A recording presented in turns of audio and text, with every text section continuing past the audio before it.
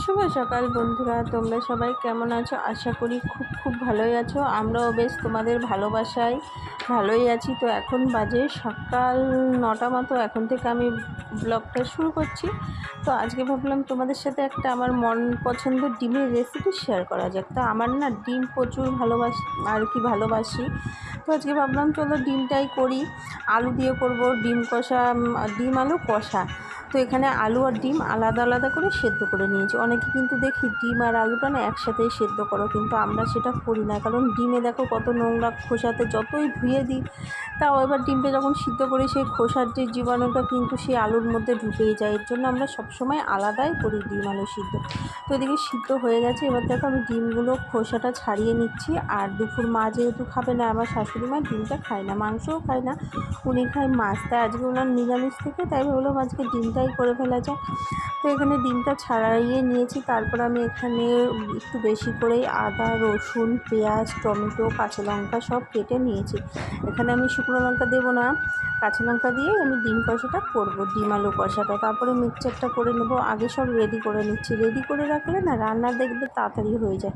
তো তারপরে আমি তেলের মধ্যে দিয়ে দিয়েছি হলুদ আর লবণ। আর ডিমটা আগে আমি তেলের মধ্যে না লবণ আর হলুদ দিয়ে দিলে দেখবে ডিমটা দিলে ফাটবে না। আর ডিমটা তো প্রথমে একটু কেটে কেটে নিতে হবে, নাহলে সেটাও আবার কেটে যাওয়ার ভয় থাকে না। দেখো আমার লাল লাল কিন্তু ডিম ভাজা একদম রেডি হয়ে গেছে। এরকমভাবে ডিম ভাজা খেতেও কিন্তু আমার বেশ লাগে, কিন্তু খাই না। মাঝে সাঝে যখন ইচ্ছা হয় খাই। আবার খুব গরম পড়েছে তো, তাই ডিম কম খাওয়াটাই ভালো।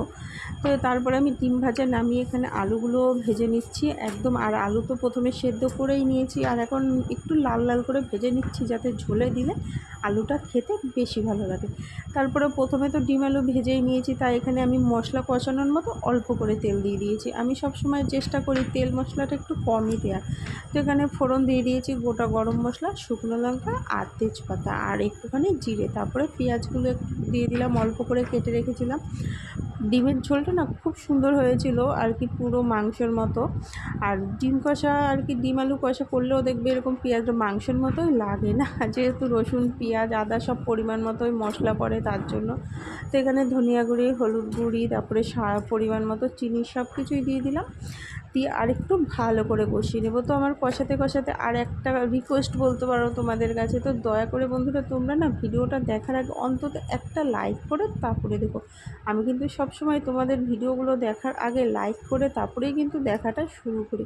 তোমরা কমেন্টস না করলেও অন্তত একটা লাইক করে তারপরে যেও, আর পুরো ভিডিওটাই দেখো। আমার কিন্তু রেসিপিগুলো ছোট্ট ছোট্টই তোমাদের সাথে শেয়ার করি, 5 মিনিটেরও হয় না, খুব কম সময় নিয়েই আর ভিডিওগুলো দিই। তাও তোমরা দেখো না। এখন তো একদম ভিউজও কমে গেছে, কমেন্টসও তোমরা কেউ করো না, তোমরা তো কেউ দেখছোই না। তো দয়া করে তোমরা অন্তত ভিডিওগুলো দেখো, আমি বেশি বড় দিই না।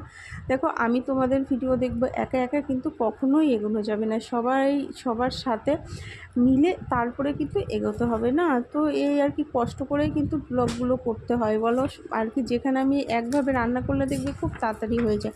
আবার তার সাথে কিন্তু আমার সংসারেরও প্রচুর কাজ আছে। আর ভিডিও করলে না সে আর কি, যেখানে 10 মিনিটের জায়গায় আমার সেখানে আধা ঘন্টা লাগে। তো কথা বলতে বলতে আমার ডিমের তরকারিটা কিন্তু অনেকটা হয়েই গেছে। তারপরে একটু এত গরম লাগছে তো ফ্রিজ থেকে মাজা বের করে ভাবলাম আগে একটু খেয়ে নিয়েছি। খেয়ে তারপরে আমি ডিমের ঝোলটা নামিয়ে নিচ্ছি। দেখো কালারটা কিন্তু দারুণ এসেছে, ডিমের ঝোলের খুব সুন্দর কালার এসেছে। বাটিতে নামিয়ে নিচ্ছি। তো বন্ধুরা দয়া করে তোমাদের কাছে যদি আমার রেসিপিগুলো ভালো লেগে থাকে তো তোমরা লাইক, কমেন্ট, শেয়ার করো, চ্যানেলটা সাবস্ক্রাইব করো, আর পাশে থাকা বেল বাটনটি অবশ্যই প্রেস করে দিও। আর অবশ্যই সাপোর্ট করো, আমি তোমাদেরকে অবশ্যই সাপোর্ট করব। তো সবাই ভালো থেকো, সুস্থ থেকো, টাটা।